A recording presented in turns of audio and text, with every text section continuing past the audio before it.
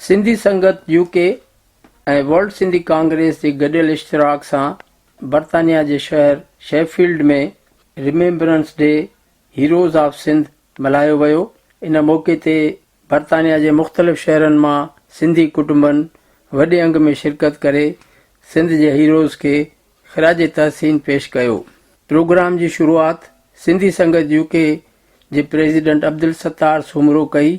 इन मौक़े ते डॉक्टर अफ़साना भुरगिड़ी जे विछोड़े ते ॾुख जो इज़हार कंदे चयो त डॉक्टर अफ़साना भुरगिड़ी जूं ख़िदमतूं सिंध ऐं सिंधी माण्हुनि लाइ वॾी अहमियत वारियूं हुयूं। हिन थोरे वक़्त में तमामु घणो कमु करे ॾेखारियो। हिन ताज़ो मोहम्मद सादिक बंबरो जी वालदा जी वफ़ात ते ॾुख जो इज़हार कंदे 1 मिंट जी ख़ामोशीअ जी अपील कई। अब्दुल सत्तार सूमरे ॻाल्हाईंदे चयो त सिंध में पैदा थियल जागीरदारी समाज खे तोड़ण लाइ उते तरह जे वॾेरनि ऐं भाइरनि जेके हुक्मरान हुआ उन्हनि सां जंग कई। ऐं वेझी तारीख़ में सिंध में जॾहिं बि सिंधी माण्हुनि जे वसीलनि जी फुरलत थी उन्हनि जो इख़्तियार खसियो वियो। उन में सिंध जे माण्हुनि पंहिंजूं उन लाइ शानदार जिदोजहद कई, जंहिंमें वन यूनिट खे तोड़ण वारी जिदोजहद हुई, जंहिंमें जेको सो या MRD जी तहरीक हुई जिन मार्शल जो ख़ात्मो आंदो। उनमें शहीद नज़ीर अब्बास जी तबक़ाती जदोजहद जे ख़िलाफ़ जंग कई ऐं उनमें जेको सो उनखे टार्चर सेल में हुनजी जेको सो शहादत माणी। तो सिंध जा अॼु असां यादि कंदासीं सिंध जे उन्हनि हज़ारे सियासी कारकुननि, उन्हनि अदीबनि, उन्हनि शाइरनि जिन पंहिंजूं जवानियूं जेलनि में घारियूं, जिन खे जेको सो टार्चर ऐं अज़ाब ॾिना विया, जिन पंहिंजी जवानी जा क़ीमती साल जेके उहे पंहिंजनि ॿारनि सां, पंहिंजी फैमिलीज़ सां, पंहिंजे मिटनि माइटनि सां जेके गुज़ारे सघनि पिया, उहे उन्हनि जेल में गुज़ारिया। उन्हनि अज़ीम असांजे हिन सॼी क़ौम लाइ जेके अज़ीम क़ुर्बानियूं ॾिनियूं आहिनि उनखे ख़िराज तहसीन पेश करण लाइ असां हिते गॾु थिया आहियूं। उनखां पोइ सिंध जा केतिरा ई शहीद आहिनि, जंहिंमें शहीद बशीर कुरैशी, शहीद मक़सूद कुरैशी, शहीद मुज़फ़र भुट्टो, बेनज़ीर भुट्टो ऐं अणगणिया शहीद आहिनि। ऐं सिंध जा केतिरा ई अदीब शाइर अॼु असां उन्हनि खे यादि कंदासीं, जंहिंमें कीरत बाबाणी, शेख अयाज़, उस्ताद बुखारी, अयाज़ अदल सूमरो, इलाही सिंध जा शाइर अदीब आहिनि। उन्हनि खे बि असां यादि कंदासीं, उन्हनि खे असां ख़िराज तहसीन पेश कंदासीं। ऐं सिंध जूं उहे माइरूं भेनरूं जिन न फ़क़ति जेल काटिया, जिन जिदोजहदूं कयूं, जंहिंमें शहीद बख्तार, शहीद अख्तर बलोच जेका MRD तहरीक में जेल में वई, जी ज़रीना बलोच ऐं असांजूं न्याणियूं ससुई लुहर ऐं सूरत लुहर हिन वक़्त जो ज़िंदा मिसाल आहिनि, जॾहिं असांजी एॾी क़ौमी बेहसी हुजे जो असांजा टीचर्स, अदीब, राइटर्स उन्हनि खे जेको सो एनफोर्सेबली डिसअपियर कयो वञे, संगीन ह्यूमन राइट्स जी वायोलेशन करे उनखे खणी उन्हनि ते टार्चर कयो वञे। उन्हनि जा असांजे क़ौमी कारकुननि जा जॾहिं चिचरे लाश लाया वञनि, उन वक़्तु सिंध जूं न्याणियूं रोडनि ते अची इहो साबित कयो त सिंध सदाई ज़िंदा रहंदी ऐं उन ते को बि कब्ज़े करण जो सोचे बि नथो सघे। उन खां सवाइ सिंध जूं काफ़ी तदावर शख़्सियतूं आहिनि, साईं GM सैयद हैदर जतोई, या साकी, काज़ी फैज़ मोहम्मद, फाज़िल राहू, रसूल बख्श कलीजो, जिन शानदार जिदोजहदूं कयूं। इन मौक़े ते world Sindhi congress Europe chapter जे ऑर्गेनाइज़र हिदायत भुट्टे तकरीर कंदे सिंध लाइ जाखोड़ कंदड़ हीरोज़ खे भेटा पेश कंदे चयो त शामिल थींदा रहनि। असां डॉक्टर हिदायत भुट्टो खे गुज़ारिश कंदासीं ॿ मिंट ॻाल्हाइनि।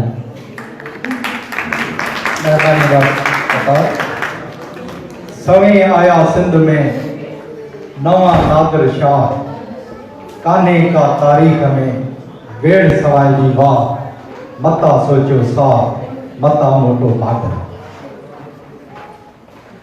असां जी इहा रवायत रही आहे सिंधी संगत यूके ऐं वर्ल्ड सिंधी कांग्रेस जी। असां हर साल ही सिंध जे हीरोज़ जो ॾींहुं था मल्हायूं ऐं इहा रवायत जेकॾहिं असां बरक़रार रखंदा पिया अचूं त उन में उहे क़ौमूं जेके पंहिंजे हीरोज़ खे यादि थियूं कनि या पंहिंजनि हीरोज़ खे ख़राज तहसीन थियूं पेश कनि, उहे क़ौमूं कॾहिं मरड़ियूं न आहिनि। असां सॼी दुनिया खे ॿुधायूं था असां सिंधी हिकिड़ी क़ौम आहियूं, हिकिड़ो अलॻि तशख़ुस रखूं था। असांजा पंहिंजा हीरोज़ आहिनि जेके वतन लाइ हज़ारनि सालनि खां वठी पंहिंजूं जानूं ॾींदा पिया अचनि। शहीद राजा ॾार खां वेंदे अॼु ॾींहं ताईं सिंधी माण्हू पंहिंजे वतन तां पंहिंजो सिर क़ुर्बान कंदा पिया अचनि ऐं उन्हनि जो रत जॾहिं हिन धरती खे छुए थो ऐं तॾहिं उन मंझां नवां गुल ऐं गुलाब टिड़नि था ऐं उहे पंहिंजी आज़ादी जी जदोजहद ऐं जुस्तजू जेके आहिनि से बरक़रार रखनि था। त असां अॼु बि उहो तसलसल बरक़रार आहे ऐं अॼु बि ग़ुलामी जे ख़िलाफ़ ग़ुलामी खां सिंधी माण्हू नफ़रत कनि था ऐं पंहिंजी आज़ादी लाइ पंहिंजे हक़नि लाइ पंहिंजी जदोजहद जारी रखनि था। उन जे करे अॼु बि सौनि जे तइदाद में हज़ारनि जे तइदाद में सिंधी हीरोज़ आहिनि जेके रियासत जे तरफ़ां गुम कया विया आहिनि, डिसअपियर कया विया आहिनि। उहे बि असांजा हीरोज़ आहिनि जेके सिंध सां इश्क कनि था। उन्हनि क़ुर्बानीनि जे अॻियां असांजी ही नंढड़ी क़ुर्बानी जेकी असां पंहिंजो टाइम ॾियूं था, एहतजाज कयूं था, मुज़ाहिरा कयूं था, इंटरनेशनल प्लेटफॉर्म्स ते वञी जेके आहिनि से दाहूं कयूं था ऐं सॼी दुनिया खे इहो ॿुधायूं था त असां सां वेसाघाती थी थिए, असां सां ज़ुल्म थो थिए, असां सां ज़्यादती थी थिए, असांजा हक़ खसिया था वञनि, असांखां जीअण जो हक़ु खसियो थो वञे, असांखे बीमारी ॾिनी थी वञे। ऐं अॼु जेके हेपेटाइटिस सिंध में आहे या सिंध में जेके HIV जा जेके मरीज़ आहिनि, इहो हिकिड़े क़िस्म जो जीनोसाइड आहे। इहो जीनोसाइड दुश्मन असांजे हिकमत अमली पंहिंजी चेंज कई आहे। जेॾी महिल बांग्लादेश में हुननि ऑपरेशन कयो त 3 लख माण्हू हुननि बंदूकुनि सां गोलियुनि सां तबाह कया, उन्हनि खे क़त्ल कयो, उन्हनि खे शहीद कयो ऐं 3 मिलियन माण्हू जेके हुननि मारिया ऐं 3 लख औरतुनि खे हुननि ज़ना कयो, हुननि ज़्यादतियूं कयूं, हुननि सां रेप कयो। उन खां पोइ बांग्लादेश आज़ादु थियो ऐं अॼु बांग्लादेश जेको आहे असांखां घणो अॻिते निकिरी चुको आहे।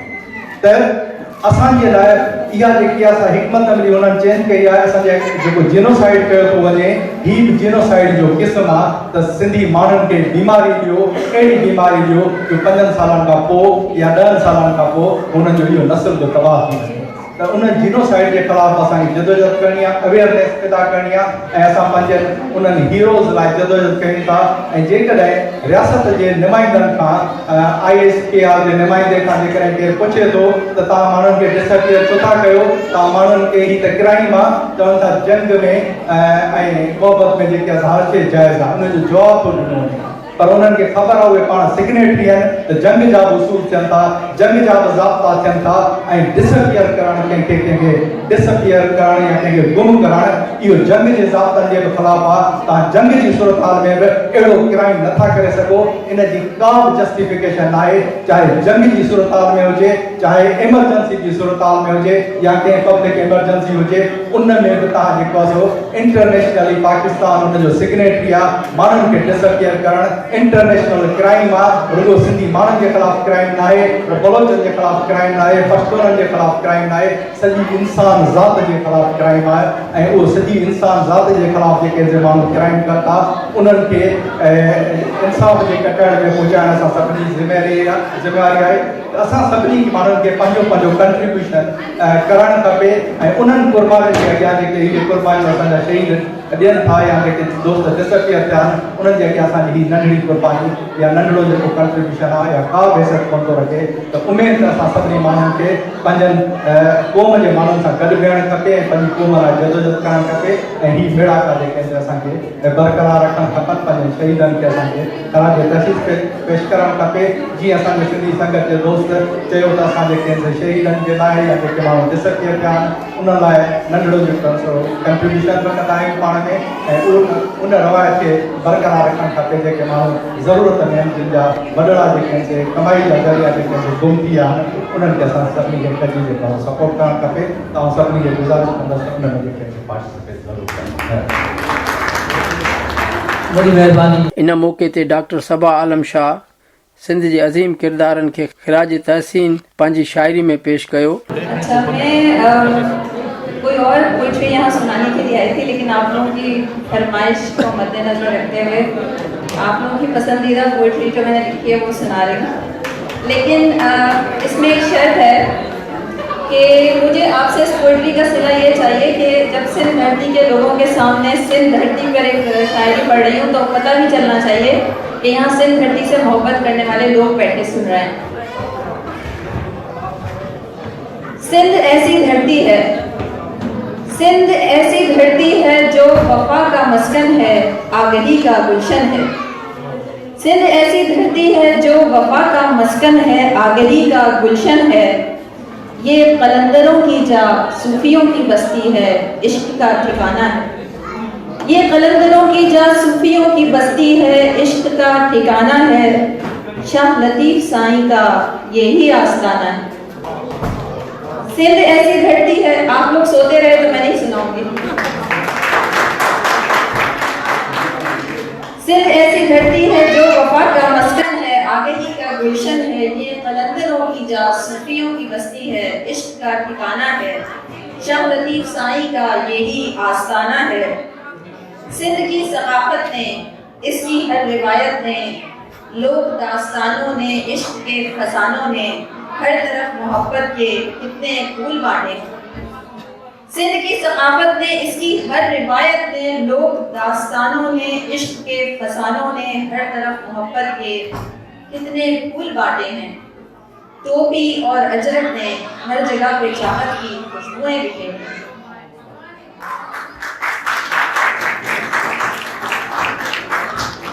सिंध की सकाफत ने, इसकी हर रिवायत ने, लोक दास्तानों ने, इश्क के फसानों ने हर तरफ मोहब्बत के कितने फूल बांटे हैं। टोपी और अजरक ने हर जगह पे चाहत की खुशबुएं बिखेरी हैं। जितने लोग भी हैं इस सरजमी से वाबस्ता सब बहुत ही प्यारे हैं। जितने लोग भी हैं इस सरजमी से वाबस्ता सब बहुत ही प्यारे हैं। चांद है जमी इसकी और इसके शहदाई, चौदहवीं की रातों में चांद पर जमा जैसे झिलमिलाते तारे हैं।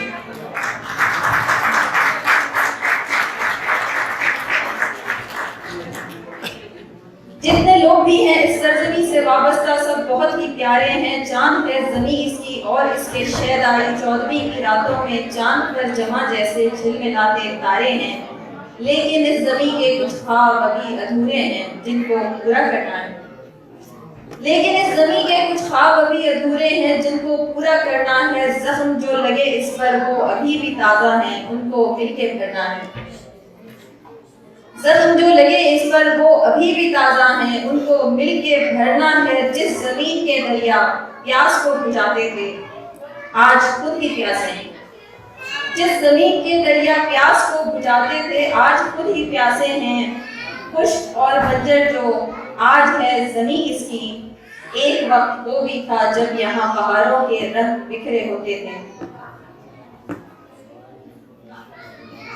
खुश्क और बंजर जो आज है ज़मीं इसकी, एक वक्त वो भी था जब यहाँ पहाड़ों के रंग बिखरे होते थे। और आज वीरानी सब्ज़ाज़ार फसलों की दास्तानें गम बनकर वहशतें लुटाती हैं।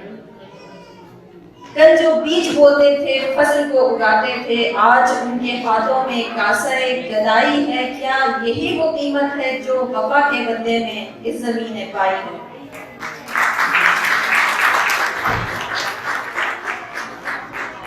खुश्क और बंजर जो आज है ज़मीं इसकी, एक वक्त वो भी था जब यहाँ बहारों के रंग बिखरे होते थे। और आज वीरानी सब्ज़ाज़ार फसलों की दास्तानें गम बनकर वहशतें लुटाती है। कल जो बीज बोते थे फसल को उगाते थे, आज उनके हाथों में कासरे गदाई है। क्या यही वो कीमत है जो वफा के बदले में इस ज़मीन ने पाई।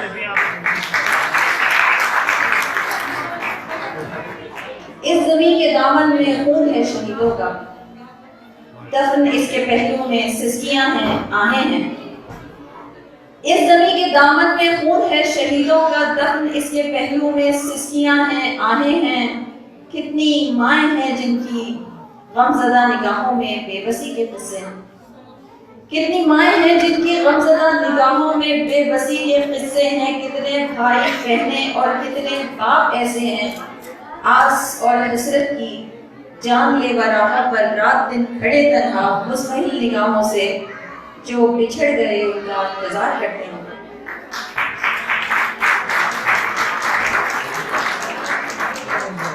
कितने फूल ऐसे हैं जिनके सर पे शफ़क़त का साहिबा नहीं कोई।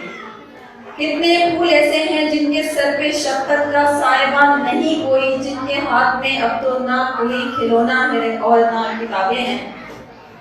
साथ चलने वालों में कितने लोग ऐसे थे, खो गए अचानक। साथ चलने वालों में कितने लोग ऐसे थे, खो गए अचानक, जो ढूंढने से भी उनका कुछ निशान नहीं मिलता। और कितनी फरियादें चीख चीख कर हमसे ये सवाल करती हैं, है कोई जो धरती से जुल्म को मिटाएगा, सिंध को बचाएगा।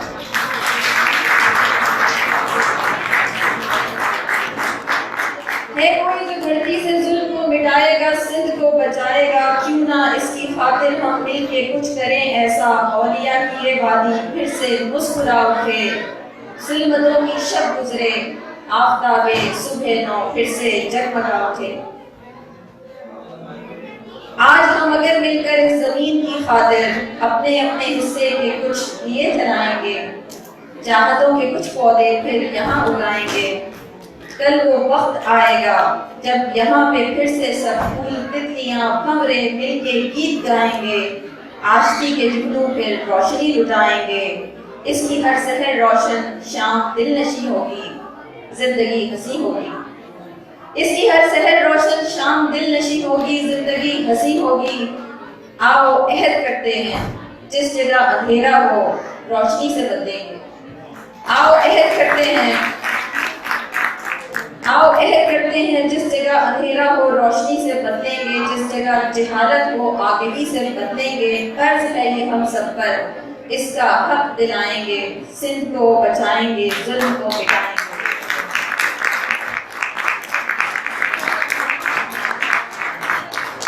कर्ज है कि हम सब पर, इसका हक दिलाएंगे। जुल्म को मिटाएंगे, सिंध को बचाएंगे। मैं कहीं रहूं लेकिन इस जमीन से रिश्ता है। ये उन सारे लोगों के लिए जो इस वक्त यहाँ सिंध धरती से दूर है। मैं कहीं रहूं लेकिन इस जमीन से रिश्ता है। दूर रह के भी मेरे जानो दिल में बसता है। दिल में जो उतर जाए मीठी इसकी बोली है। फख्र है सबा मुझको, फख्र है सबा मुझको, मैंने ऐसी धरती पे अपनी आँख खोली। वर्ल्ड सिंधी कांग्रेस जे जनरल सेक्रेटरी डॉक्टर लखू लोहाणे चयो त क़ौमुनि जी तारीख़ में ॾुखिया ॾींहं ईंदा आहिनि।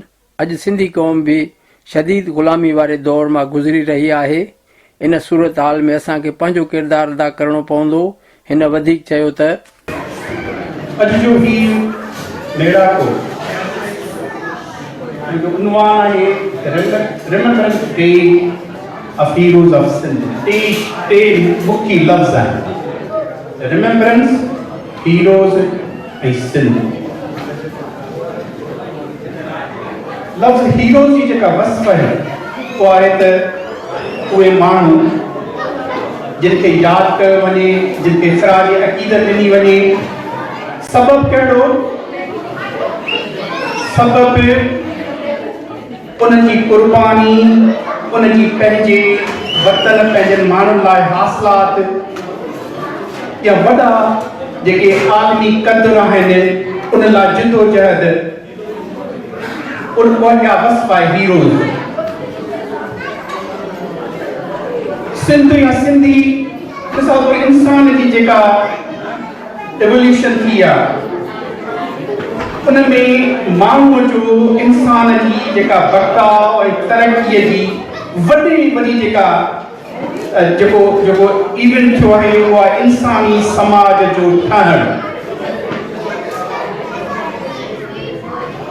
या वॾे में वॾी हासिलात आहे माण्हूअ जी, छाकाणि बाक़ी जेके बि स्पीसीज़ रहनि थियूं उन में हिकिड़ी स्पीसी इंसान आहे जे समाज ठाहियो ऐं इंसानी तरक़ी वाद लाइ वॾे में वॾी जेका शइ आहे उहा इंसानी जेको समाज आहे।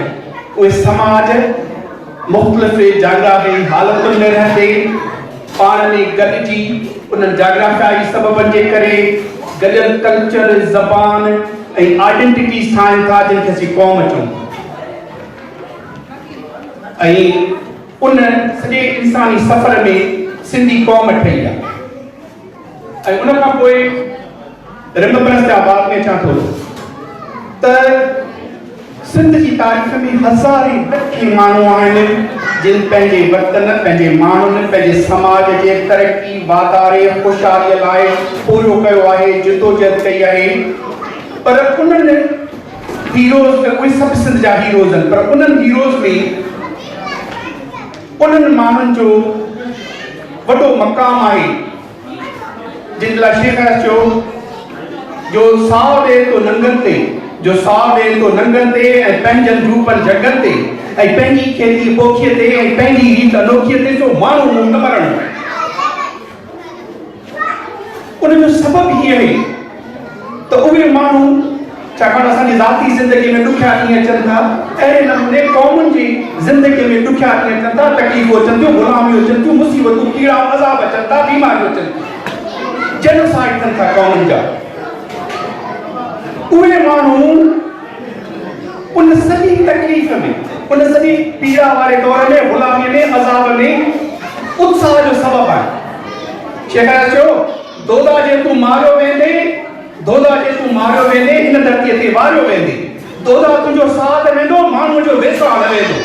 इहे माण्हू असां में इंस्पायरेशन पैदा कनि था, हिमत पैदा कनि था, जियाते लाइ हिकिड़ी उत्साह था पैदा कनि। अॼु बि दो मरी, दो जे इहे न मरे हासिल था शइ न थिया त उहे बि मरी वञी आहे। पर अॼु बि जॾहिं असीं दोदे जो नालो था खणूं त अंदरि उत्साह थो पैदा थिए। जॾहिं असीं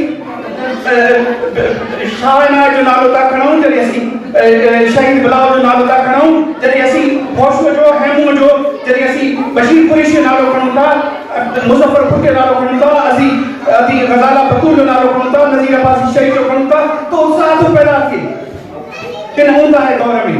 तंहिंजे करे इन्हनि खे उन पंहिंजे उत्साह खे क़ाइमु रखण लाइ, इन ॾुखियनि हालतुनि उत्साह खे क़ाइमु रखण लाइ ज़रूरी आहे त उन्हनि माण्हुनि जिन पंहिंजी आख़िरी जेका अल्टीमेट सैक्रिफाइस ॾिनी उनखे यादि करणु ज़रूरी आहे। ऐं अॼु मिसाल तौर इन्हनि सिंध जे अज़ीम हीरोज़ जेका पंहिंजी क़ुर्बानी ॾिनी उहा इन वेसा ते ॾिनी त असीं जे मुआसी सफ़र में हो साथी, असीं जे मुआसी सफ़र में हो साथी त माणी त मंज़िल पंहिंजा ढोल टाटी। इन वेसा ते ॾिनी त जेकॾहिं असीं हिन राह में क़ुर्बान थियासूं त सुभाणे असांजा ढोल टाटी, असांजा माण्हू, असांजो हारी, असांजो मज़दूर, असांजो कमी, असांजो कासकी, असांजो कुर्मी, असांजो आम माण्हू उहो ज़िंदगी जी ख़ुशहाल माणी। असांजे दोस्तनि सिंध जे सूरत हाल ते ॻाल्हायो, सिंध जो ज़िक्र थो कजे त ख़ुदा थो ॼाणे, रूह रहे थो, साह कंदे अहिड़ी सूरत हाल अल अमान। उन सॼी सूरत हाल में इन्हनि जिन पंहिंजो साल ई असांखे वेसा ॾिनो, जिन इन वेसा ते साह ॾिनो त असीं जे मुआसी सफ़र में साथी त माणी त मंज़िल पंहिंजा ढोल ॾाढी। हाणे उहो तारीख़ी जवाबदारी असांजे कुल्हे ते आहे त कीअं असीं पंहिंजे वतन जे माण्हुनि खे, असीं पंहिंजे ढोल ॾाकियुनि खे इन तकलीफ़, अज़ाब, पीड़ा मां कढी ऐं उन्हनि खे ख़ुशीअ जे राह ते जेको सो लायूं। ऐं हिकु पक सम्झो त हीअ पंहिंजी करणी भरणी आहे, हीअ पंहिंजी करणी भरणी आहे, पर सिंध यादि न मरणी आहे ऐं आख़िरी राति गुज़रणी आहे। तो छो घबरायो आहे प्यारा, पक सम्झो हीअ राति ज़रूरु गुज़रंदी, पर राति कॾहिं गुज़रंदी, केतिरी पीड़ा खां पोइ गुज़रंदी, उहो असां ते छॾियल आहे, असांजे अमल ते छॾियल आहे, असांजे पोरीअ ते छॾियल आहे, असांजे कंट्रीब्यूशन ते छॾियल आहे। अचो त उन्हनि ख़ुशि नसीबनि में शामिलु थियूं जेके हीरोज़ जे पुठियां उनजी ॿुधा रस्ते ते हली पंहिंजे डोल डाटनि खे इन मुसीबत ऐं तकलीफ़ पीड़ा ऐं उन मां आजो कयूं ऐं उमेद त अहिड़ो ॾींहुं ज़रूरु ईंदो ऐं अहिड़ो ॾींहुं ईंदो साथी, अहिड़ो ॾींहुं ईंदो ऐं उमेद सां पाण गॾु ॾिसंदासीं सॼी संगत जी वॾी महिरबानी। वॾी महिरबानी डॉक्टर लखू। असां देश लाइ अनकरीब पुॼाइण ते पहुचण वारो आहे ऐं जीअं असांजा दोस्त लाइ बि जेको सो जदोजहद कंदो रहियो आहे। संदसि मुख़्तलिफ़ मौज़ूअनि ते 21 किताब छपियल आहिनि ऐं कुझु किताब अञा छपाई हेठि आहिनि। नवाज़ खान ज़रूरु सिंध जे उन्हनि सियासी क़ौमी कारकुननि मां आहे। हू हिकिड़ो नाज़ुक ऐं नफ़ीस अदीब आहे, पर उनखे बि रियासती इदारनि 2005 में जेको सो डिसअपियर कयो हो, जेको 3 साल रियासती अताब में जेल में रहियो, उन खां पोइ आज़ादु थी वापसि आयो ऐं संदसि जेका टार्चर सेल जी जेका रोहिदाद आहे उन ते हिकिड़ो किताब छपियल आहे जंहिंजो नालो आहे कैदी तख्त लाहौर।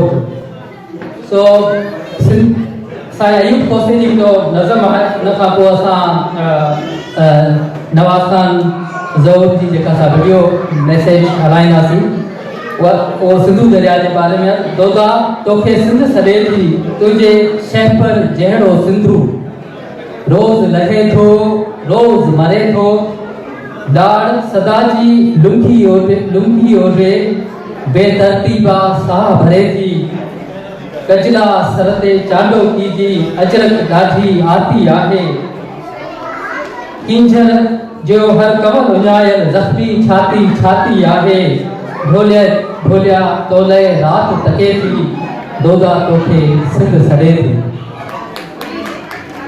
परॾेह में रहंदड़ सिंध जी शऊर, सिंध जे वारिसनि, सिंध जे सां इश्क रखंदड़ क़ौम दोस्तनि खे जीए लतीफ़ जी ॿोली हक़ मौजूदु। अॼु जॾहिं सिंध जे हीरोज़ ते सिंध खां ॿाहिरि ही प्रोग्राम रखियो वियो आहे त इंतिहाई घणी ख़ुशी महसूसु कजे थी। हक़ीक़त इहा आहे केरु हीरो आहे हुनजो ऐं केरु सिंध जो लुटेरो आहे, सिंध जी शऊर इहो ॼाण रखे थो। सिंध जी उन तारीख़ में जेके सरकारी हीरोज़ आहिनि उन खां हटी करे असांजे सीननि में धड़कंदड़ जेके हीरोज़ आहिनि उन मंझि आऊं अॼु हशू केवल रामाणी ते ॻाल्हाइणु चाहियां थो। हशू 1914 धारे सिंध जे शहर भिरिया में ॼाओ ऐं हुन पंहिंजी जेका जाखोड़ी ऐं इल्मी ज़िंदगी जो आगाज़ मज़ामत सां ऐं पंहिंजे वतन जी ख़ुशहाली जे ख़्वाब सां शुरू कयो ऐं 1940 धारे जेको हशू अंग्रेज़ जो जॾहिं हिते दौर हो उन वक़्त में बि हुनखे सियासी सरगर्मियुनि जे बुनियाद ते जेल मोकिलियो वियो। उहो 8 महीना उते बि रहियो, वरी ॿाहिरि अची बि हुनजी उहा ई मज़ामती जेका जदोजहद जारी रही। अॻिते हली तारीख़ सिंध खे हिकु अहिड़े मोड़ ते वठी आई, उहो बेरहम हिकिड़ो वहिकिरो हो जंहिंमें सिंध जो जेको शऊर हो उहो हिकु अहिड़े रुख में लुड़ी वियो जो विरहाङो थी वियो। विरहाङे खां पोइ बि हशू केवल रामाणी सिंध छॾणु नथी चाही, पर जबरी तौर ते उनखे 1950 धारे हुनजी सियासी मज़ामती सरगर्मियुनि जे बुनियाद ते हुनखे ज़ोरी जलावतन करे हिंदुस्तान मोकिलियो वियो। हिंदुस्तान में रही बि उन महसूसु कयो त मुंहिंजो ही वतन न आहे, आउं सिंधी आहियां ऐं सिंध ही मुंहिंजो सभु कुझु आहे। उन करे जेके हितां सिंधी हिंदुस्तान में रहिया पिए उन्हनि खे उन मेड़े गॾु करण जी कोशिशि कई ऐं उन उते बि इहा कोशिशि कई त सिंध जी तहज़ीब, सिंध जी सभ्यता जेका आहे सा जाॻंदी रहे। उन करे हुन हिंदुस्तान में 1 लख माण्हुनि जी सयूं गॾु करे हिंदुस्तान जी पार्लियामेंट में उहे पेश कयूं त जीअं सिंधी ॿोली खे क़ौमी ॿोली जो दर्जो मिली सघे। अॻिते हली हुनजी उहा कोशिश कामयाबु थी ऐं सिंधी ॿोली ॿोली जो दर्जो हिंदुस्तान में माणे वई। हशू नज़रियाती इंसान हो, सिंध परस्त हो, सिंध जो आशिक़ हो। नतीजो इहो निकितो त मुआशी हालतूं, माण्हुनि जा रवैया, दोस्तनि जो मोह फेरे वञणु ऐं हिकु अहिड़ी सूरताल थी वई जो मोहबतनि खां वेंदे रिश्तनि ताईं हू माण्हू तनाह थी वियो। ऐं इन तनाई जे शिकार में बि हुन कोशिशि कई त आऊं पंहिंजे नज़रियुनि ते क़ाइमु रहां। हुनखे पैसो कमाइण न थिए आयो, हू त आशिक़ हो। अॻिते हली उहो दौर बि हुन अज़ीम हस्ती ॾिठो जो हुन चाहियो पिए त सिंधी हिते जेके रहनि था हिंदुस्तान में ऐं उन्हनि वटि वञा त उहे मूंसां लतीफ़ ते ॻाल्हाइनि, उहे सिंध जी तहज़ीब ते ॻाल्हाइनि, मोहन जे दड़े ते ॻाल्हाइनि, सिंधी अदब ते ॻाल्हाइनि। ऐं मूं जेके सिंधी अदब जे लाइ सिंधी कहाणियुनि खे अंग्रेज़ी में ट्रांसलेट करे माण्हुनि ताईं पहुचायो आहे, या सिंधी अदब जी जेका मूं मालिकी करणु चाही आहे, सिंधी तहज़ीब जी मालिकी जेका मुंहिंजे सीने में मौजूदु आहे, उनजे लाइ ख़्वाबु या उहो प्यारु, ही माण्हू बि मूंसां उन ते ॻाल्हाइनि। पर ईअं थियो जो हुन सां कंहिं बि इन मौज़ू ते ॻाल्हाइण लाइ तयारु ई न हो। ऐं हू यगानू जेको हो सो हिकु तवाई महसूसु थियो। ऐं हू हिकु दौरु आयो जो बम्बई जी घटियुनि में हिकु घणो ॻाल्हाऊ शख़्स तौरु मशहूरु थी वियो ऐं माण्हुनि आङुर खणी चयो त हीउ चरियो आहे। जॾहिं त हू चरियो न हो, हुनखे साथ जी ज़रूरत हुई, कंहिं बि हुनजो साथ न ॾिनो। हू जेकॾहिं कंहिं दोस्त सां मिलण ते वियो त उन माण्हू घर जो दरवाज़ो बंदि थे करे छॾियो, या जंहिंसां हू मिलण ते वियो त उन 5 रुपया हुनजे हथ ते रखी हुनखे उतां टारण जी कोशिशि ते कई त जीअं ही माण्हू हिते न वेहे। अहिड़ी हिकिड़ी अलमनाक ऐं दर्दनाक कैफ़ियतनि में सिंध जो हीरो जेको उते दरबदर हो, जंहिंसां मुख़्तलिफ़ अहिड़ा रवैया अख़्तियार कया विया जो हू तन्हाई जे उन ई हद ते पहुची वियो जो हुन महसूसु कयो त आउं हाणे हिते नथो रही सघां। ऐं हुन उते रहंदड़ उन्हनि माण्हुनि खे इहा ॻाल्हि वाज़े तौर ते चई त आउं सिंधी आहियां ऐं मुंहिंजो वतन सिंध आहे, ऐं सिंध वेंदसि उते मुंहिंजो क़दुरु कयो वेंदो, सिंधी मूंखे सम्झनि था, सिंधियुनि जी नफ़्सियात खां वाक़िफ़ु आहियां, हू मुंहिंजा मालिक आहिनि, आउं हुननि जो मालिक आहियां। इहो ई सोचे मुंबई जे बरसाती जेको चौमासो हो उन मंझि हू ही शख़्स उतां कंहिंखां उधारा 300 रुपया खणी निकिरी आयो, इहो ख़्वाबु खणी त आउं कच्छ जे ऋण मंझां सिंध खे आउं पार करे सिंध पहुचंदसि। इन बरसातियुनि जे इन ख़तरनाक मरहले में हशू केवल रामाणी कच्छ जे ऋण पहुतो आहे ऐं उते गुम थी वियो। हमेशह जे लाइ कंहिंखे पतो बि न पियो त हशू केॾांहुं वियो। के चवनि था त हुनखे बरसातूं लोड़े वियूं, किन चयो त हुनखे कंहिं कर्ज़ी खंजर हणी मारे विधो, किन चयो त हू कंहिं दुश्मनी जे नज़र थी वियो हलियो, किन चयो त हू बुख ऐं उञ में हिते ई ऋण में खपी वियो हलियो। पर हक़ीक़त इहा आहे त होशू पुरस्रार नमूने सिंध जे इश्क में गुम थियो ऐं इहा 1979 जी ॻाल्हि आहे। हुनजे दिलि में हुनजो रूह में हिकिड़ो ख़्वाबु हो त आउं सिंध वेंदसि ऐं उन ख़्वाब जी तकमील लाइ हुन बहरहाल ऋण जाॻियो। पर थियो ईअं जो हू जेको बि पोज़ीशन थी हुन सां, असीं सम्झूं था सिंध सां मोहबत कंदड़ माण्हू सम्झूं था त हशू जेको रूहानी तौर ते सिंध में अचणु चाहियो त हू बिल्कुलु सिंध में पहुची वियो, पंहिंजे उन नज़रियुनि सां, पंहिंजी उन मोहबत सां। थियो ईअं जो हिन कैरेक्टर ते का एतिरी ख़ासि रोशनी न विधी वई हुई, न हुनजे लिखणनि ते जे बारे में को इल्मु हो, छो जो हुन घणो तणो अंग्रेज़ी में लिखियो हो। उहो हिकु को किताबु हुनजो प्रिंट थियो, बाक़ी हुनजूं सभु शयूं जेके आहिनि से गुम थी वियूं हलियूं, विञाइजी वियूं हलियूं। साईं GM सैयद पंहिंजे किताब जनब गुज़ारिम जिन्सी में हशू जो ज़िक्र कयो आहे। शेख अयाज़ पंहिंजे रोहणहार के अंदाज़ में हशू जो ज़िक्र कयो आहे। इहे के चंद लिखणियूं हुयूं जंहिंमें हशू जे बारे में थोरी घणी हुई। सिंध जे नई नसुल खे हशू जे बारे में को बि ख़ासि इल्मु न हो, पर तारीख़ पंहिंजे किरदारनि खे, पंहिंजी अज़मतूं रखंदड़ हस्तियुनि खे कॾहिं बि न आहे विसारींदी। थियो ईअं जो हिकु दफ़ो वरी 2016 में असांजे बरखदी मदद अली सिंधी साहिबु हशू केवल रामाणी जी ज़िंदगी ते हिकिड़ो शाहकार किताबु लिखियो। उन खां पोइ असांजी अदी आहे डॉक्टर पारस नवाज़ उन हशू जे ज़िंदगी, हुनजे लिखणनि ऐं पूरे हुन सां जेको कुझु वियो वापरियो उन ते हिकिड़ो ज़बरदस्त किताबु लिखियो। इन किताबु अचण खां पोइ थियो ईअं त सॼी सिंध हिकु दफ़ो वरी एहसासाती हवाले सां अखियूं मैट ते उथी पई ऐं महसूसु कयो त हशू असांजो हीरो हो, हशू असांजो हीरो आहे। हाणे हिन वक़्तु सिंध जो नओं नसुल पंहिंजे हिन हीरे हशू केवल रामाणी खे ॼाणे चुको आहे। न रुगो हुनजी वरसी सालगिरह, पर हुनजे हवाले सां प्रोग्राम जिते किथे सिंध में मल्हाया पिया वञनि ऐं इहो महसूसु पियो कराए वञे त हशू केवल रामाणी असां सिंधियुनि जे सीने में मौजूदु आहे। त आऊं पंहिंजी उहो अक़ीदत, पंहिंजो प्यारु उन हशू केवल रामाणी जे नाम कंदे परॾे में रहंदड़ सिंधी वासियुनि खे इहो ई चवंदुसि त असां पंहिंजे हीरोज़ सां हर दौर में मोहबत कई आहे। असां पंहिंजे हीरोनि खे कॾहिं बि न आहे विसारियो। सिंध सलामत, जीअ सिंध। हिन धरतीअ जो को गुनहगार न बख़्शो वेंदो, हिन धरतीअ जो को गुनहगार न बख़्शो वेंदो, को बि गासिब को बि गद्दार न बख़्शो वेंदो।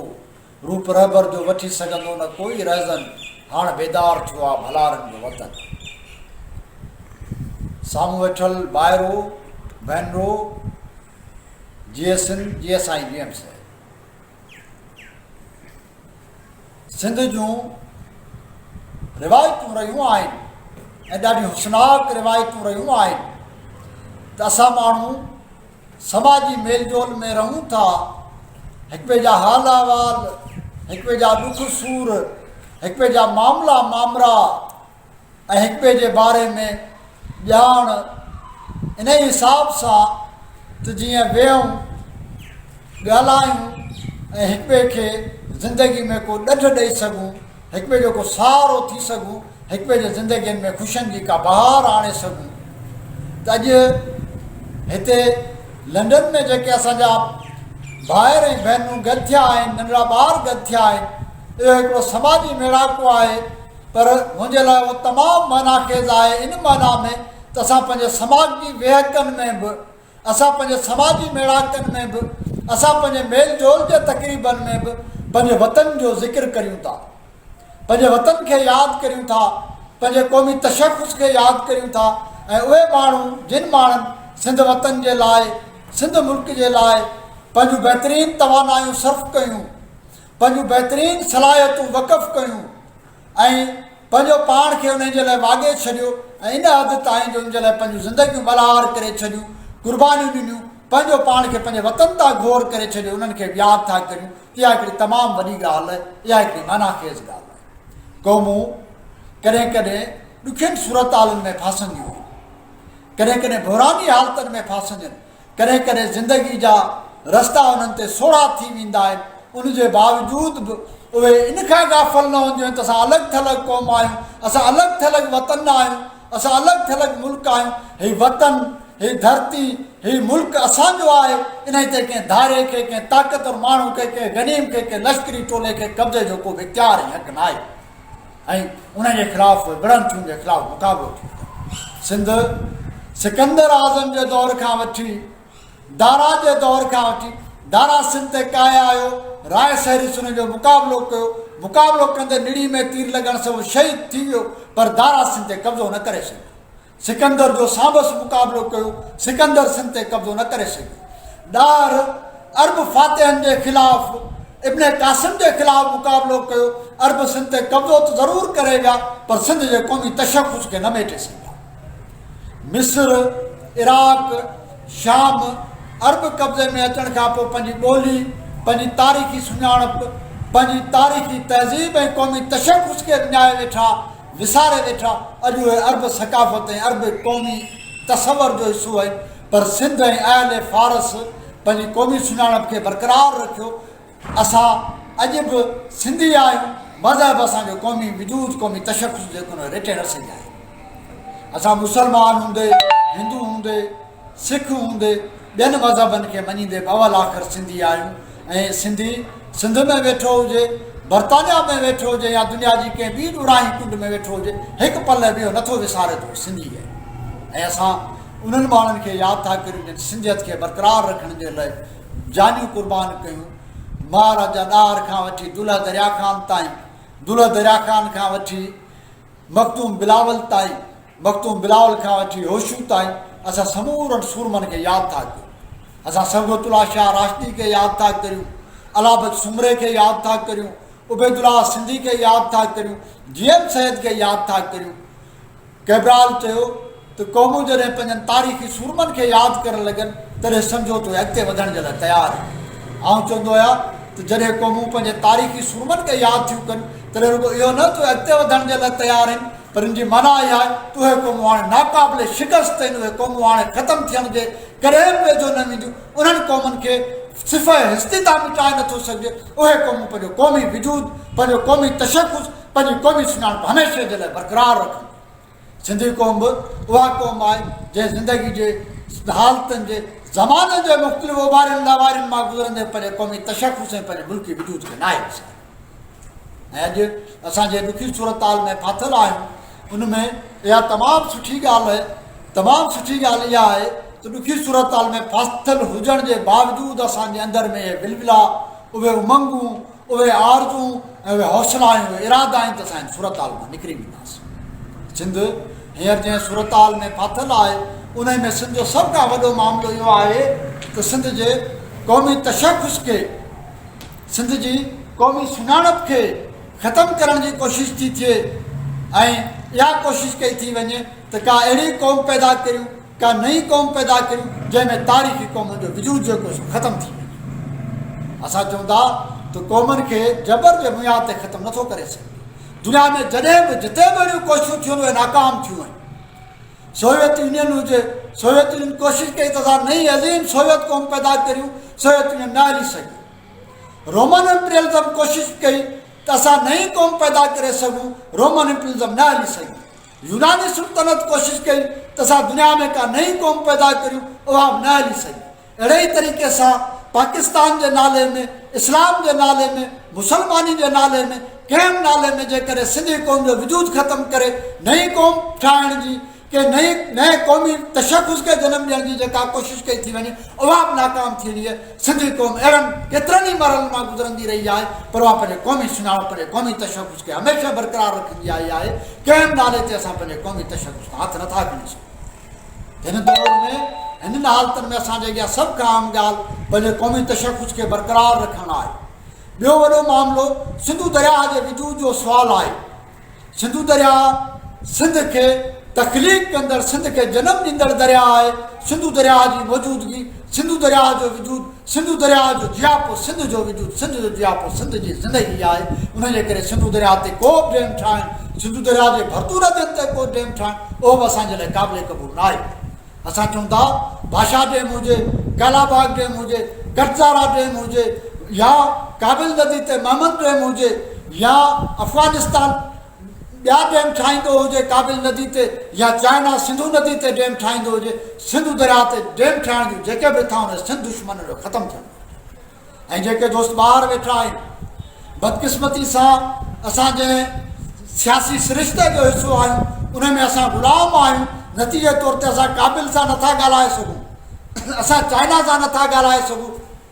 तव्हां ॿाहिरि वेठल दोस्त चाइना जे सिफ़ारतखाने सां बि ॻाल्हायो, काबिल सां बि ॻाल्हायो त बाबा सिंधु नदी सिंध जी मिल्कियत आहे, सिंधु नदी जूं भरतू नदियूं सिंध जी मिल्कियत आहे, उन्हनि ते को बि डेम, को बि कब्ज़ो सिंधी क़ौम ऐं सिंध लाइ क़ाबिले क़बूल न आहे। सिंध में ॿियो वॾो मसइलो धारी आबादकारी आहे। इक़बाल अहमद चयो त फ़लस्तीन खां पोइ सिंध वाहिद सरज़मीन आहे जिते मुनज़म साज़िश ते धारियुनि खे आबाद कयो थो वञे।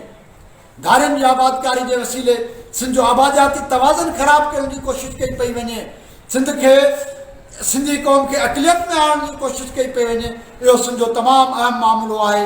इहे मामला या सिंध जे तेल, गैस पेट्रोलियम या मैदनियात जा ॿिया ज़रिया या असांजो टैक्स उहे सभु जेके आहिनि से वफ़ाक़ जे नाले में कब्ज़े में हेठि आंदा था वञनि उहे चोरी कया था सिंध जे वसीलनि जी फुरमार कई थी। मुजीब रहमान चयो त बंगाल जी सिणी जी क़ीमत ते पंजाब तरक़ी करे रहियो आहे। अॼु सिंध जे वसीलनि जे आधार ते पंजाब तरक़ी थो करे। पाणी खां वठी बिजली ताईं हर शइ जेका आहे सा पंजाब चोरी करे थो वञे। इहा चोरी बंदि थियणु घुरिजे, सिंध जे वसीलनि जी फ्रूट बंदि थियणु घुरिजे। ऐं इन ते सिंध जे अंदरि आवाज़ आहे, जदोजहद आहे। असांजी पार्टी GS लिबरल फ्रंट उन ते मुख़्तलिफ़ वक़्तनि ते तहरीक वठंदी रही आहे।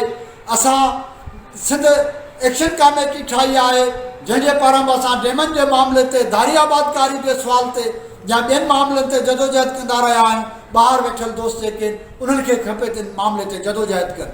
ऐं इन ॻाल्हि खे वाखाणियां थो, वर्ल्ड सिंधी कांग्रेस या ॿिया दोस्त, तव्हां हिते जेके दोस्त वेठा आहियो, चीफ जस्टिस जॾहिं बर्तानिया आयो डैम जे लाइ फंडिंग जे लाइ, तॾहिं तव्हांजो घिराव कयो, नतीजे तौर ते उहो जेको आहे सो मुहिम मुंहिंजी नाकाम थी। ऐं आख़िरी ॻाल्हि जेका करणु चाहींदुसि उहा इहा त तव्हां ॿाहिरि वेठल दोस्तनि ते टिनि रुखनि खां जेको जदोजहद जो फ़र्ज़ु थो थिए। हिकिड़ो तुंहिंजो समाजी पासो आहे जंहिं सिलसिले में तव्हां अॼु गॾु थिया आहियो, इहे मेड़ाका बरक़रार रहणु घुरिजनि। इन करे जो इहे मेड़ाका सिंधियत जे अहसास जी ज़मानत आहे। ॿियो सिफ़ारती महाज़ ते मुतहरिक थियणु घुरिजे, सिफ़ारत खाननि सां राब्ते में हुजे, सिफ़ारती महाज़ ते कमु थियणु घुरिजे।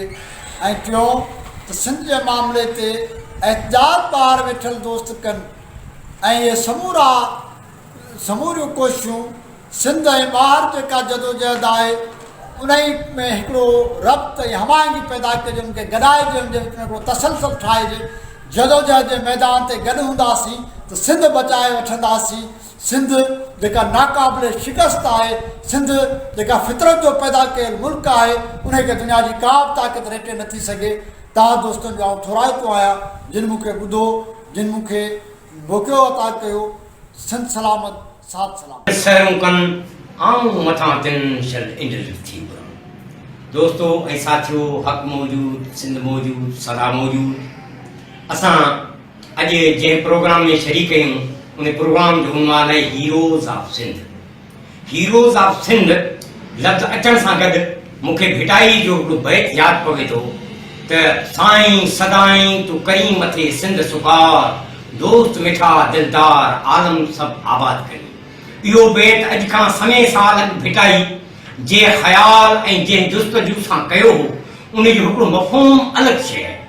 ऐं मुंहिंजा रब तूं मुंहिंजे वतन खे त ख़ुशहाल रख, पर सॼे आलम खे बि एतिरो आबाद रख त जीअं उहे मुंहिंजे वतन ते का मेरी अखि न रखनि, मुंहिंजे वतन ते काह न कनि। छाकाणि त सिंध दुनिया जो वाहिद मुल्क रहियो आहे।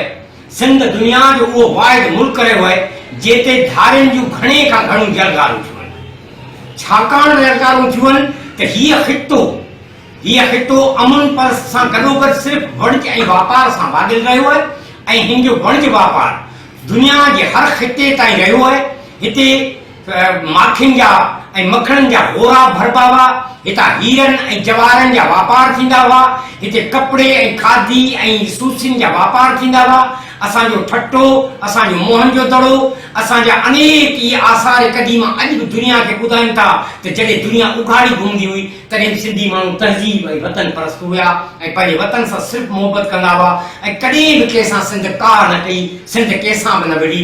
पर सिंध ते सिर्फ़ु ऐं सिर्फ़ु 17 हमला अरबनि जे तरफ़ां थिया आहिनि। उन जा सबब इहे आहिनि त धारिया जेके बि हुया उहे सिंध ते कारे आया, हू बुखिया ऐं ॾुखिया हुया।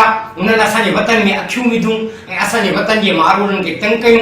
तॾहिं भिटाई भए चयो त साईं सदाईं तूं करी मथे सिंध सुकार, दोस्त मिठा दिलदार आलम सभु आबाद करी। पर तारीख़ जा वर्क उथराइण सां इहा ख़बर पए थी त असांजा माण्हू वरी बि ख़ामोश न वेठा आहिनि। कॾहिं उहे शहीद शाहनाज शहीद जे रूप में उभरिया आहिनि, कॾहिं सुल्तान शहीद दोजे सूमरे जे रूप में पंहिंजे वतन जी आज़ादीअ लाइ उथिया आहिनि, कॾहिं उहे दूल्हा दरिया ख़ान जे रूप में उथिया आहिनि, कॾहिं उहे माण्हू होशू सीदी जे रूप में अची उथिया आहिनि त मरसूं सिंध न ॾिसूं, सिंध न ॾिसूं। त इन मां मुराद आहे त असां वतन परस्त माण्हू रहिया आहियूं, असां कॾहिं बि कंहिं ते कार न कई आहे। उन करे असांजे वतन जूं सरहदूं बि क़ाइमु ऐं दाइमु तॾहिं रहंदियूं जॾहिं असांजूं पाण में मोहबतूं हूंदियूं।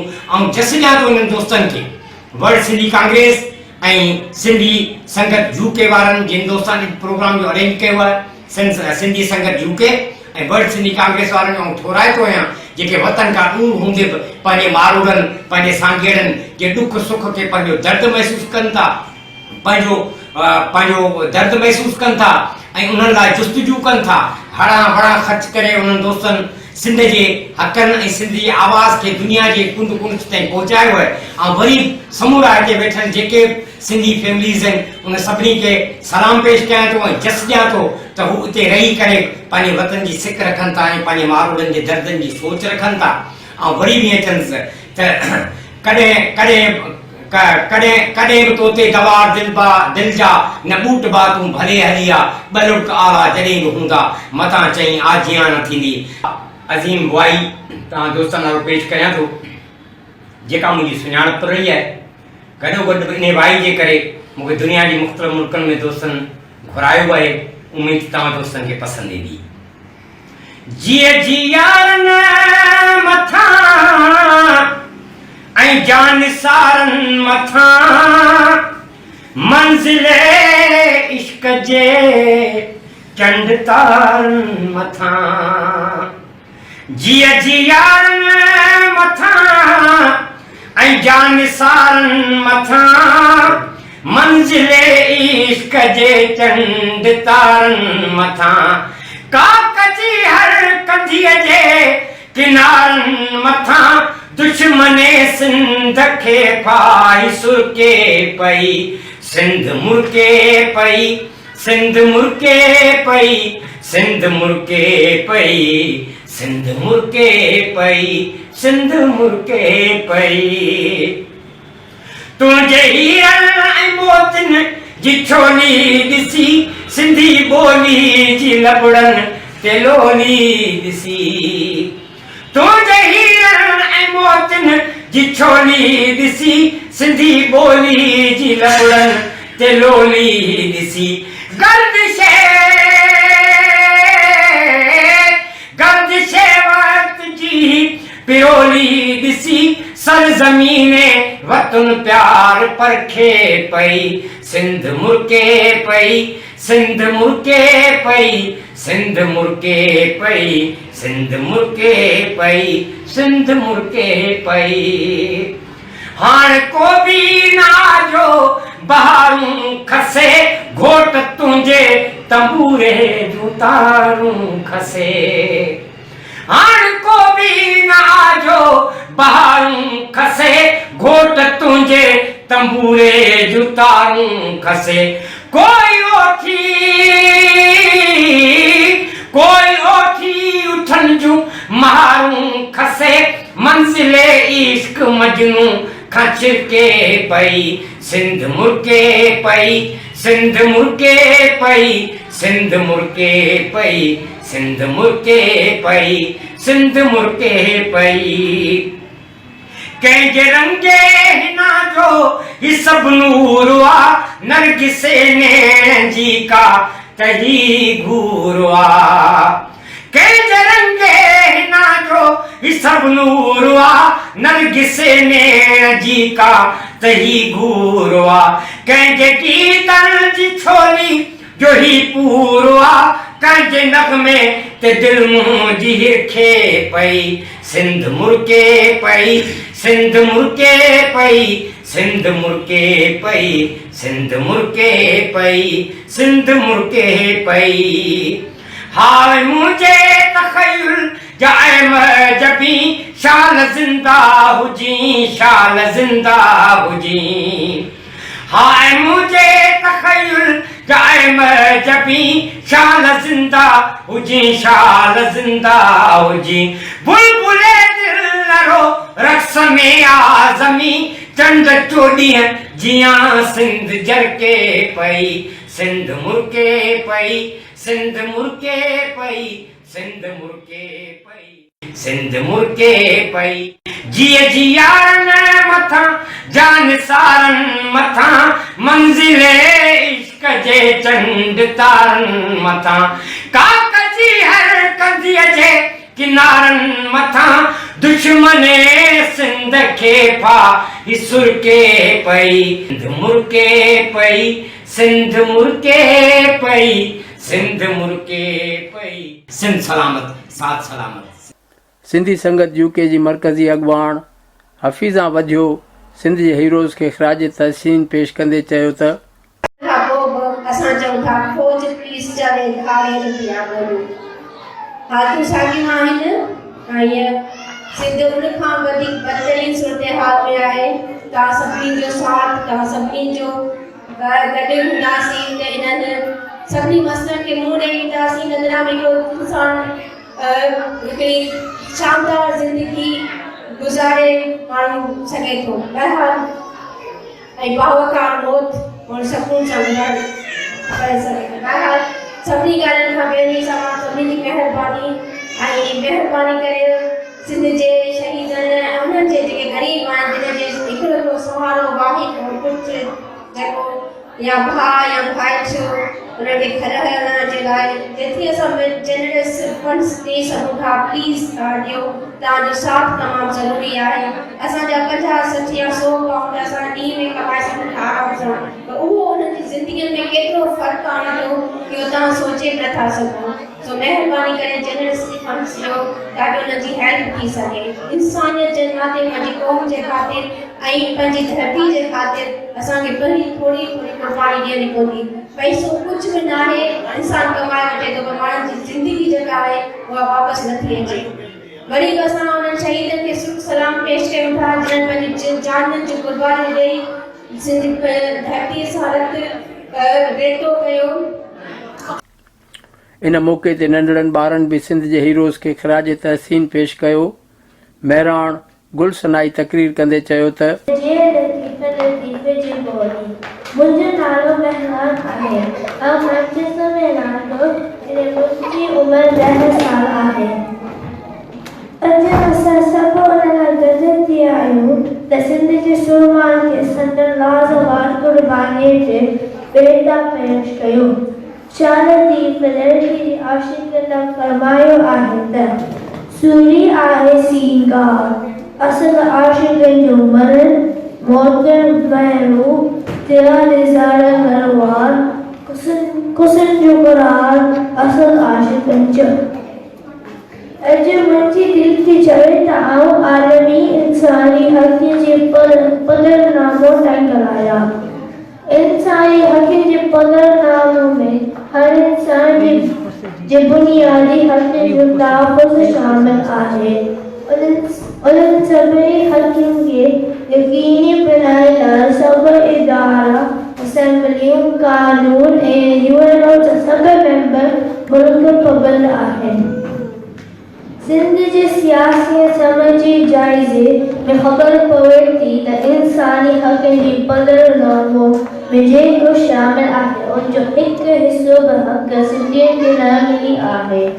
उन क़िस्म जो इज़हार न सिर्फ़ु सिंध जो दामारन करे रहियो आहे पर आलमी इदारा तंज़ीमूं पिणु अहिड़ो इज़हार करे रहियो आहे। सिंध में न सिर्फ़ु इंसानी हक़ जे लाइ लगातार थी रही आहे पर लगातार हद सिंधियुनि जो ज़िंदगियूं में अची वियो आहे। सिंध जी तारीख़ में शहीद नज़ीर अब्बासी, यूसुफ जहरानी, बशीर खान कुरैशी, मकसूद कुरैशी, सलमान वादो ऐं ॿियुनि जी शहादत सिंध अंदरि परेशानी पैदा करे छॾी आहे। कुझु हफ़्ता अॻु हिदायत लाहौर ऐं कुझु ॿियनि काफ़ी अर्से जे गुमशुदगी खां पोइ कोर्टनि केसनि में ज़ाहिर कयो त इहो सिलसिलो लगातार जारी ऐं असारी आहे। सिंध जा गुम थियल अदीब, शागिर्द, सियासी कारकुन ऐं सहाफ़ी उन ॻाल्हि जो चिटो साबूत आहे त हिते इंसान हक़ जी का बि पासदारी न आहे। असां सभु इहो इख़्लाक़ी फ़र्ज़ आहे त पंहिंजे माण्हुनि सां गॾु ॿियूं उनजे हक़नि लाइ हर मैदान ते आवाज़ उथारियो ऐं उन्हनि जे माली इख़लाक़ी ऐं नफ़्सियाती मदद कयूं।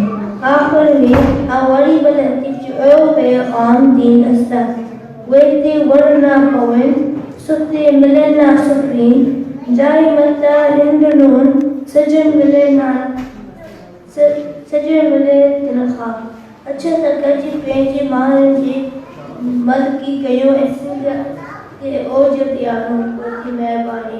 वर्ल्ड सिंधी कांग्रेस ऐं सिंधी संगत यूके पारां सिंध लाइ बेमिसाल क़ुर्बानियूं ॾींदड़ अॻुवाणनि जी फैमिलीज़ जी माली मदद जी पिणु अपील कई वई। अॻुवाणनि जो चवणु हुयो त सिंध जे हीरोज़ पंहिंजूं जानियूं वतन लाइ क़ुर्बान कयूं, सख़्तियूं सठियूं। अॼु सिंधी क़ौम जी ज़िम्मेवारी आहे त उहे शहीदनि जी फैमिलीज़ खे हर तरह जी मदद कनि। यादि रहे त सिंधी संगत यूके ऐं वर्ल्ड सिंधी कांग्रेस पारां हर साल सिंध जे हीरोज़ खे भेटा पेश करण लाइ तक़रीब मुनक़िद कई वेंदी आहे। प्रोग्राम जे आख़िर में क़ौमी फ़नकार कामरान लाशारी क़ौमी गीत पेश करे ख़ूब दाद हासिल कयो। Report Imdad Ali Odho, voice of Sindh TV London at Sheffield.